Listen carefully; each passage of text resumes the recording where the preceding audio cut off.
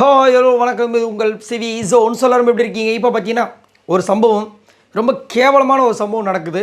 அதாவது ஆல்ரெடி வந்துட்டு பர்சனல் விஷயங்களை பற்றி பேசக்கூடாது அப்படின்ற மாதிரி தான் சொல்லியிருக்காங்க. பட் இருந்தும் கனியும் விக்ரமும் விஜய் பார்வதி பற்றி ரொம்ப கேவலமாக பேசும்போது டக்குன்னு வந்துட்டு அவங்க வார்த்தை விடுறாங்க. நம்ம விக்ரம் வந்து தடுக்கிறாப்புல. அதை பற்றி இப்போது வந்துச்சு, செம்ம காண்டாச்சு. அதை பற்றி பார்க்கலாம், பேசலாம். அதுக்கு முன்னாடி பார்க்குற எல்லாரும் நம்மளோட சேனலை சப்ஸ்கிரைப் பண்ணிட்டு பாருங்கள், லைக் பண்ணுங்கள், கமெண்ட் பண்ணி ஷேர் பண்ணுங்கள். இப்போ வாங்க இந்த வீடியோக்குள்ளே போகலாம். விஜய் பார்வதி, கனி, ஆதிரை, கமருதி இவங்க 4 பேருக்கு ஒரு சூப்பரான ஒரு ஆப்பர்ச்சுனிட்டி கிடச்சிது. என்னென்னா ஃப்ரீ டாஸ்கில் வர ஃபேமிலியை அதில் ஒருத்தரை வந்துட்டு 24 மணி நேரம் கூட தங்க வச்சுக்கலாம் அப்படின்ற மாதிரி ஒரு ஆப்பர்ச்சுனிட்டி. இப்போ கொஞ்ச நேரத்துக்கு முன்னாடி அந்த டாஸ்க்கு போச்சு. பிக் பாஸ் வந்துட்டு அதுக்கு ஒரு ட்விஸ்ட் வச்சார், நீங்களே முடிவு பண்ணிக்கோங்கன்னு. 4 பேர் பேசினாங்க. கமருதி வந்து ஓகேன்னு வாக்கு வாங்கிட்டார். மீதி 3 பேர் பேசிட்டே இருந்தாங்க. அதுக்கப்புறம் குச்சியை கான்செப்டாக வச்சு நம்ம அமித் அவர்கள் சொன்னார். அதுக்கப்புறம் அதில் வந்து ஆதிரை வின் பண்ணிட்டாங்க. ஆனால் அவங்க எடுத்து வச்ச பாயிண்ட் 2 பேருமே, விஜய் பார்வதியாக இருந்தாலும் சரி, நம்ம ஆதிரியாக இருந்தாலும் சரி, நாங்கள் நிறைய தப்பு பண்ணிட்டோம். 2 பேருமே சொன்னது தப்பு பண்ணிட்டோம், வெளியே தப்பாக போயிருக்கோம். இப்போ அவங்க உள்ளே வரும்போது அவங்ககிட்ட நாங்கள் இங்கேயே வச்சு தெரியப்படுத்துறதுக்கு எங்களுக்கு ஒரு சந்தர்ப்பம், ஒரு சான்ஸ் அப்படின்னு சொல்கிறாங்க. இதை அவங்க கேமில் பண்ணியிருக்காங்க. இதை வந்துட்டு என்ன பண்ணுறாங்க, இவங்க போனதுக்கப்புறம் எல்லாம் முடிஞ்சதுக்கப்புறமா விக்ரமும் கனியும் பேசக்கூடிய விஷயங்கள் வருது. அங்கே சுபிக்ஷாவும் நிற்கிறாங்க, ரொம்ப மட்டமாக பேசுகிறாங்க. என்ன கனி சொல்கிறாங்கன்னா,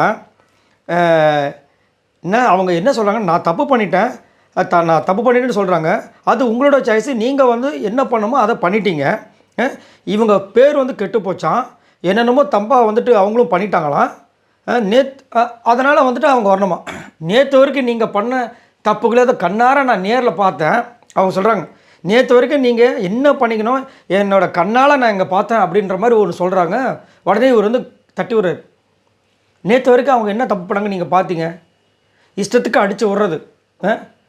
என்னென்ன ஒரு அட்டகாசம் பாருங்கள். அவங்க இல்லைன்னு தெரிஞ்சோம், அதாவது இவங்களுக்கு அந்த ஆப்பர்ச்சுனிட்டி கிடைக்கலன்னு ஒன்று அப்படியே சிரிச்சுக்கிட்டே பேசுவாங்க. கனி வந்து நான் கூட நேற்று வந்து சாண்டா கிட்ட பேசும்போது அவங்களோட பாயிண்ட் வேலிடாக இருக்கும்னு நினச்சேன். அதெல்லாம் கிடையாது. அந்த அளவுக்கு ஒஸ்ட்டு பாருங்கள். அவங்க என்ன வேணால் பண்ணிட்டு போகிறது, அவங்களோட உங்கள் பர்சனலுக்குள்ள வந்தாங்களா? எஃப்ஜேக்கும் உங்களுக்கும் வந்துட்டு ஒரு விஷயம் இருக்குன்னு ஆதிரை வந்து சொன்னாங்களே, இது வரைக்கும் விஜய் பார்வதி வந்து உங்களை பற்றி எதாவது சொல்லியிருப்பாங்களா? யோசிக்கணும். நேற்று வந்து சுபிக்ஷாவும் விக்ரமும் அந்த வந்து ட்ரெஸ்ஸிங் ரூமில் இருந்தாங்கன்னு சொல்லிட்டு மைக்கில் அனௌன்ஸ் பண்ணாங்க. வந்து இது வரைக்கும் வந்து எதாவது தப்பாக சொல்லியிருப்பாங்களா, இல்லை தப்பாக பேசியிருப்பாங்களா பின்னாடி? ஆனால் திவ்யா வந்து பேசினாங்க.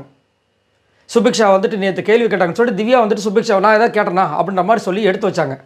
ஆனால் அப்படி இருக்கிற பொண்ணை தான் நீங்கள் என்ன பண்ணீங்க, அசிங்கப்படுத்துங்க. இதில் விக்ரம் வந்துட்டு அவங்கள தடுத்து நிறுத்திட்டார். யார்? கனியை நிறுத்திட்டு இவர் என்ன பண்ணுறாரு, நான் பார்வோட அம்மாவை பார்க்கணும், ரொம்ப நல்லா வளர்த்துருக்கீங்க அப்படின்னு கேட்கணுன்னு. என்னையே சொல்லிட்டு நீ என்னையா? இல்லை, நான் காமெடிக்கு சொல்கிறேன், ரொம்ப நல்லா வளர்த்துருக்கீங்க, நான் வேறு ஒன்றும் கிட்ட சொல்லியே அப்படின்றாரு.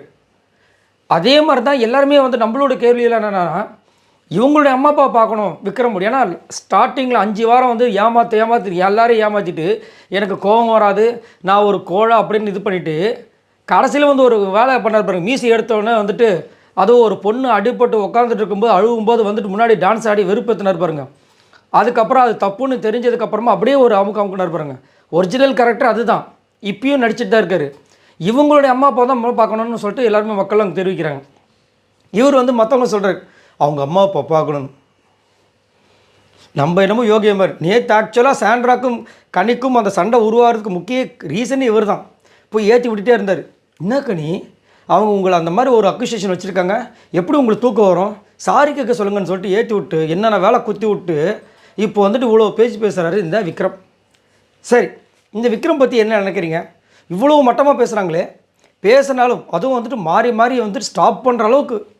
அப்போ அவங்களுக்கே தவறுன்னு தெரியுது. இவங்களே தவறாக பேசக்கூடிய ஆட்கள் தான். அவங்களுக்கே தவறாக தெரிகிற அளவுக்கு அவங்க பேசுகிறாங்க. இதெல்லாம் விஜய் சேதுபதி அவர்கள் கேட்பாரா? இப்போ இதை வந்துட்டு வெளியில் இருக்கிற அவங்களோட ஃபேமிலிஸ் பார்க்கும்போது எவ்வளோ கஷ்டப்படுவாங்க. மறக்காமல் கமெண்ட்ஸ் பண்ணுங்கள். பாய் நண்பர்களே.